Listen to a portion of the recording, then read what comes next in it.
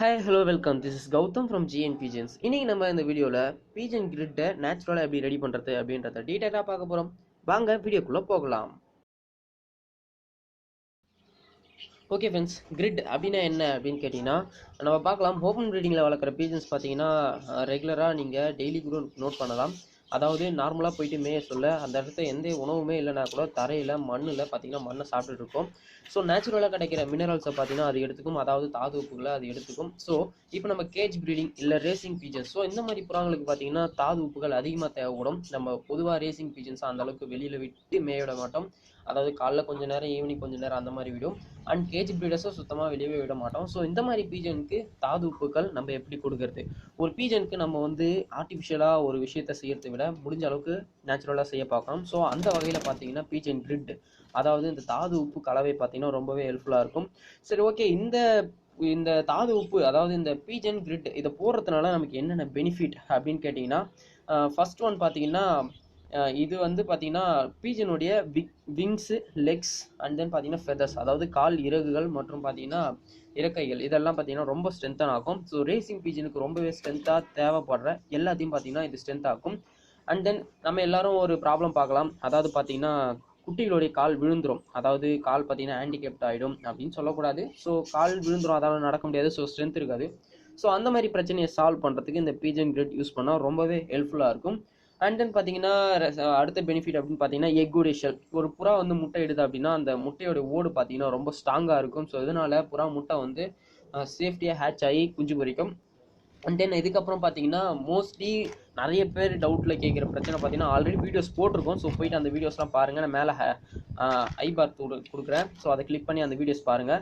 என் புறாவுடைய egg பார்த்தீங்கன்னா hatch ஆக மாட்டேங்குது அப்படின்னு சொல்கிறீங்க. ஸோ அதுக்கும் இந்த கிரிட்டு வச்சா சரியாகும். ஸோ அந்த வகையில் தான் இன்றைக்கி நம்ம இந்த கிரிட்டு செய்ய போகிறோம். ஓகே, இந்த பீஜன் கிரிட்டு செய்கிறதுக்கு நமக்கு என்னென்ன தேவை அப்படின்னு பார்த்தீங்கன்னா ஒரு 7 பொருட்கள் பார்த்தீங்கன்னா நம்ம யூஸ் பண்ணி நேச்சுரல் பொருட்களை யூஸ் பண்ணி பார்த்தீங்கன்னா இந்த நம்ம பீஜன் கிரிட்டை செய்கிறோம். ஸோ இந்த பீஜன் கிரிட்டுக்கு தேவையான பொருட்கள் என்னென்ன அப்படின்னு பார்த்தீங்கன்னா செம்மண், செங்கல் தூள், அப்புறம் பார்த்தீங்கன்னா கடல் நுரை, கட்டில் ஃபிஷ் போன், முட்டை ஓடு, நாட்டுக்கோழியாகவும் இருக்கலாம், பிராய்லராகவும் இருக்கலாம். நாட்டுக்கோழியாக இருந்தால் ரொம்ப பெனிஃபிட். நெக்ஸ்ட் பார்த்தீங்கன்னா கறி. ஸோ இந்த கறியை பற்றி நான் எக்ஸ்பிளைன் பண்ண சொல்ல டீட்டெயிலாக சொல்கிறேன். அடுப்பு கறி. அப்புறம் பார்த்தீங்கன்னா ராக் பவுடர், அதாவது கல் தூள் கிடையாது, பாறைத்தூள். அப்புறம் பார்த்தீங்கன்னா சிப்பித்தூள். சிப்பித்தூள்னு வந்து நம்ம லோக்கலில் இருக்க ஏரி, குளம், குட்டை இந்த இதில் இருக்க சிப்பித்தூள் கிடையாது, கடலில் இருக்க சிப்பித்தூள். ஓகே ஜி, ஃபஸ்ட்டு பார்த்தீங்கன்னா செம்மண். செம்மண் பொறுத்தவரையில் பார்த்தீங்கன்னா 20% பார்த்தீங்கன்னா நமக்கு தேவை. அதாவது மொத்தத்தில் ஒரு பீஜன் கிரிட் நீங்கள் எவ்வளோ செய்கிறீங்களோ அதில் 20% தேவை. அதாவது 1 கிலோ பீஜன் கிரிட் நீங்கள் செய்கிறீங்க அப்படின்னா அதில் 200 கிராம் நமக்கு பார்த்தீங்கன்னா செம்மண் தேவை. நெக்ஸ்ட்டு பார்த்தீங்கன்னா செங்கல் தூள். செங்கல் தூள் என்ன ஒன்று, நீங்கள் செங்கல் தூள் ஏன் சேர்க்குறீங்க அப்படின்னு கேட்கலாம். ஸோ அதுவும் அதில் பார்த்தீங்கன்னா பல மினரல்ஸ் இருக்குது. ஸோ அதனால தான் செங்கல் தூளை சேர்க்குறோம். ஸோ செங்கலை உங்களுக்கு இருக்க புது செங்கலோ இல்லை பழைய செங்கலோ உடச்சி அதில் இருக்க தூளை நீங்கள் எடுத்து ஒரு 20% அதையும் சேர்த்துக்கலாம். அதாவது 1 கிலோ செய்கிறதுக்கு பார்த்தீங்கன்னா 200 கிராம் அதை நீங்கள் சேர்த்துக்கலாம். அடுத்து பார்த்தீங்கன்னா கடல் நுரை, கட்டில் ஃபிஷ் போன் அப்படின்னு சொல்லுவோம். ஸோ இது பார்த்தீங்கன்னா நிறைய பேர் கிடைக்கும், ஒரு சிலர் கிடைக்காம இருக்கலாம். ஸோ இது கிடைக்காதவங்க எதை யூஸ் பண்ணலாம் அப்படின்னு பார்த்தீங்கன்னா சுண்ணாம்பு கட்டி, அதாவது சுண்ணாம்பு தூள் யூஸ் பண்ணக்கூடாது. சுண்ணாம்பு அப்படின்றத நீங்கள் வாங்கி யூஸ் பண்ணக்கூடாது. சுண்ணாம்பு கட்டி நம்ம கோலம் போடுவோம் பார்த்தீங்களா, ஸோ அந்த சுண்ணாம்பு கட்டியை வாங்கி அதை வந்து தூளாக்கி ஸோ அதை வந்து யூஸ் பண்ணிக்கலாம். இது எவ்வளோ மிக்ஸ் பண்ணணும் அப்படின்னு பார்த்தீங்கன்னா 10%, அதாவது 1 கிலோ யூஸ் பண்ணுறோம் அப்படின்னா அதில் வந்து 100 கிராம் வந்து இந்த கடல் நுரை வந்து ஆட் பண்ணோம். நெக்ஸ்ட் பார்த்தீங்கன்னா முட்டையோடு. ஆஸ் யூஸ்வல் நான் முன்னாடியே சொன்ன மாதிரி முட்டையோடு பொறுத்த வரைக்கும் நீங்கள் வந்து பிராய்லர் முட்டையும் யூஸ் பண்ணிக்கலாம், அப்படி இல்லை நாட்டுக்கோழி முட்டையும் யூஸ் பண்ணிக்கலாம். பிராய்லர் முட்டை அப்படின்றத வகையில் அவிச்ச முட்டையோட தோல் யூஸ் பண்ணுறதை விட இப்போ வந்து நீங்கள் ஆம்லேட் போடுறீங்க இல்லை வேறு எதனா பண்ணுறீங்க அப்படின்னா பச்சை முட்டையை உள்ளே இருந்து எடுத்துகிட்டு மேலே இருக்க தோலை கழுவி காய வச்சு ஸோ அதை யூஸ் பண்ணிங்கன்னா ரொம்பவே நல்லாயிருக்கும். அண்ட் தென் பார்த்தீங்கன்னா கறி. இந்த கறி பொறுத்த வரைக்கும் பார்த்தீங்கன்னா இதை பொறுத்து தான் பீஜன் வந்து அந்த சாப்பிடுமா சாப்பிடாதா அப்படின்றதே இருக்குது. ஸோ எந்த கறி போட்டால் ரொம்ப பெனிஃபிட் அப்படின்னு பார்த்தீங்கன்னா சவுக்கு மரம். ஸோ இது எல்லாரும் நிறைய பேர் பார்த்துருக்கலாம். இப்போ ரெகுலராக பார்த்தீங்கன்னா பேப்பர் கம்பெனிக்காக இதை வந்து விவசாயிகள் பயிரிடுறாங்க. ஸோ இந்த கறி வந்து கறித்தூள், இந்த உட்டு பார்த்தீங்கன்னா ஈஸியாக எல்லா இடத்தையும் கிடைக்கும். ஸோ அதை நீங்கள் வாங்கி பேர்ன் பண்ணி ஸோ அதுலேருந்து கறியை எடுத்து அதை வந்து உடச்சி ஸோ அதை நம்ம வந்து யூஸ் பண்ணிக்கலாம். இது எவ்வளோ தேவை அப்படின்னு பார்த்தீங்கன்னா 15% தேவை.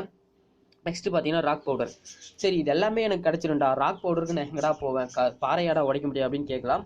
ஸோ நீங்கள் உங்கள் பக்கத்தில் எங்கன்னா கிரானைட் கல் எங்கன்னா அறுக்குறாங்க அப்படின்னா ஸோ அங்கேருந்து நீங்கள் பவுடர் எடுத்துக்கலாம். அப்படி இல்லை கடப்பா கல் எடுக்கிறாங்க அப்படின்னா கூட அங்கேருந்து நீங்கள் பவுடர் எடுத்துக்கலாம். சப்போஸ் உங்கள் வீட்டு பக்கத்தில் யாருன்னா போர் போடுறாங்க அப்படின்னா உங்களுக்கு தேவையான மண் எடுத்து வச்சுக்கலாம். போர் மண்ணும் பார்த்தீங்கன்னா ராக் தூள் தான், மறந்துடாதீங்க.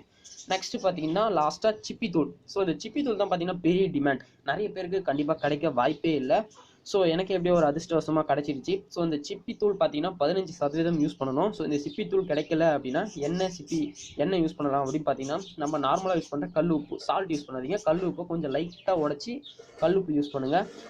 ஸோ இது பார்த்தீங்கன்னா 15%. ஸோ இந்த சிப்பி தூள் ஏன் நான் கடல் சிப்பி எடுக்கணும் அப்படின்னு சொன்னோன்னா கடல் சிப்பியில் தான் பார்த்தீங்கன்னா உப்பு இருக்கும். ஸோ அதனால தான் பார்த்தீங்கன்னா நம்ம கடல் சிப்பி யூஸ் பண்ணுறோம். ஸோ இது பார்த்தீங்கன்னா 15%. மொத்தத்தில் பார்த்தீங்கன்னா 100% வந்துச்சு. அதாவது செம்மண் பார்த்தீங்கன்னா 1 கிலோவுக்கு நான் எவ்வளோ தேவை அப்படின்றத சொல்லிடுறேன். செம்மண் பார்த்தீங்கன்னா 200 கிராம், செங்கல் தூள் 200 கிராம், கடல் நுரை 100 கிராம், முட்டை ஓடு பார்த்தீங்கன்னா 100 கிராம், கறித்தூள் அதாவது சவுக்கு மர கறித்தூள் பார்த்தீங்கன்னா 15 கிராம், ராக் பவுடர் பாறையுடைய தூள் பார்த்தீங்கன்னா 20 கிராம், அண்ட் சிப்பி தூள் பார்த்தீங்கன்னா 15 கிராம். ஸோ இது எல்லாத்தையும் சேர்த்து நம்ம பார்த்தீங்கன்னா பீஜன் கிட்ட மிக்ஸ் பண்ணி ரெடி பண்ணிக்கலாம். ஓகே, இப்போ நான் வந்து சொன்ன 2 விஷயம் சொன்னேங்க பார்த்தீங்களா, சுண்ணாம்பு அண்ட் சால்ட். ஸோ இது நீங்கள் சேர்த்திங்கன்னா ஒரு டிஸ்அட்வான்டேஜ் இருக்குது, இது நீங்கள் சேர்க்காமல் செஞ்சிங்கன்னா ஒரு அட்வான்டேஜ் இருக்குது. அட்வான்டேஜ் என்னடா அப்படின்னு கேட்டிங்கன்னா பியூர் நேச்சுரலாக இருக்கும். டிஸ்அட்வான்டேஜ், அதை சேர்த்தா டிஸ்அட்வான்டேஜ் என்ன அப்படின்னு கேட்டிங்கன்னா தண்ணி படாமல் வச்சுக்கணும். சப்போஸ் நீங்கள் சுண்ணாம்பு சேர்த்துட்டீங்க அப்படின்னா தண்ணி பட்டுடுச்சு அப்படின்னா உடனே பார்த்தீங்கன்னா அது எல்லாமே ஒரு மட்டு மாதிரி ஸ்டக் ஆகி நின்றும். ஐ மீன் சுண்ணாம்பு அப்படின்றதும் பார்த்தீங்கன்னா சிமெண்ட் மாதிரி தான். ஸோ பண்டைய காலத்தில் பார்த்தீங்கன்னா சுண்ணாம்பு யூஸ் பண்ணி தான் பில்டிங்ஸ்லாம் கன்ஸ்ட்ரக்ட் பண்ணாங்க. ஸோ அதனால் சுண்ணாம்பும் நீங்கள் சால்ட் யூஸ் பண்ணிங்க அப்படின்னா சால்ட்டில் தண்ணி பட்டவுடனே உங்களுக்கே தெரியும் தண்ணி மாதிரி ஃபார்ம் ஆகிடும். ஸோ மொத்தமே பார்த்தீங்கன்னா ஸ்பாயில் ஆகிடும். ஸோ தண்ணி படாமல் பார்த்துக்கணும். இந்த சுண்ணாம்பு சால்ட் யூஸ் பண்ணீங்க அப்படின்னா நீங்கள் தண்ணி படாமல் பார்த்துக்கணும். மற்ற வகையில் தண்ணி பட்டாலும் நீங்கள் அதை ஒன் டைம் காய வச்சிட்டிங்க அப்படின்னா க்யூர் ஆகிடும்.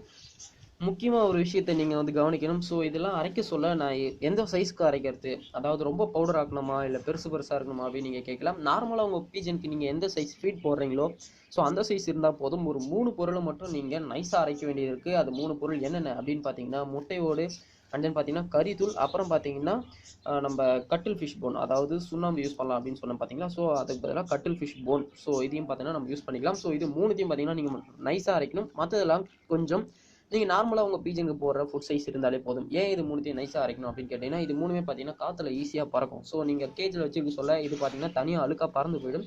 இதுவே நீங்கள் நைஸாக அரைச்சிக்கிட்டீங்க அப்படின்னா பேலன்ஸ் இருக்க மற்ற ரா மெட்டீரியல்ஸ் கூட இது நல்லா மிங்கிள் ஆகிட்டு அதுவும் கூட பார்த்தீங்கன்னா ஃபிக்ஸ் ஆகிடும். ஸோ அதனால் இதை பறக்கிறத வந்து அவாய்ட் பண்ணலாம். ஸோ இது 3த்தையும் கொஞ்சம் நைஸாக அரைச்சிக்கோங்க. பேலன்ஸ் இருக்கிறத பார்த்தீங்கன்னா உங்கள் ரெகுலராக நீங்கள் பீஜனுக்கு எந்த சைஸ் ஃபுட் ஃபீட் பண்ணுறீங்களோ அந்த சைஸை அரைச்சிக்கோங்க. ஸோ எனிவே இந்த பீஜன் கிரிட்டை நீங்கள் யூஸ் பண்ணுறதுக்கு முன்னாடியும் சரி ரெடி பண்ணவும் சரி நல்ல ட்ரையாக, அதாவது நல்லா காய வச்சு ரெடி பண்ணுங்கள். அதாவது நமக்கு தேவையான ரா மெட்டீரியல்ஸை நல்லா காய வச்சு ரெடி பண்ணுங்கள். அண்ட் தென் போகிறதுக்கு முன்னாடியே நல்லா காய வச்சு போடுங்க. ஸோ இந்த பீஜன் கிரிட்டை எப்படி புறாக்கு தரலாம் அப்படின்னு கேட்டிங்கன்னா நீ நார்மலாக புறா மேயறத்தையோ இல்லை புறா கேஜிலையோ ஒரு தனி டப்பில் வச்சுட்டாலே அதுக்கு தேவையான பொருளை, அதாவது அதுக்கு தேவையான மினரலை அதுவே தேவையானதை கரெக்டாக எடுத்துக்கும். இது ரேசிங் பீஜன்ஸ்க்கு ரொம்பவே அவசியமானது. ஆர்டிஃபிஷியலாக நம்ம கிரிட்டை வாங்கி போடுறோம் இல்லை ஆர்டிஃபிஷியலாக வேறு மெடிசன்ஸ் தரோம் அப்படின்றத விட பீஜன் கிரிட் ரொம்பவே முக்கியமானது.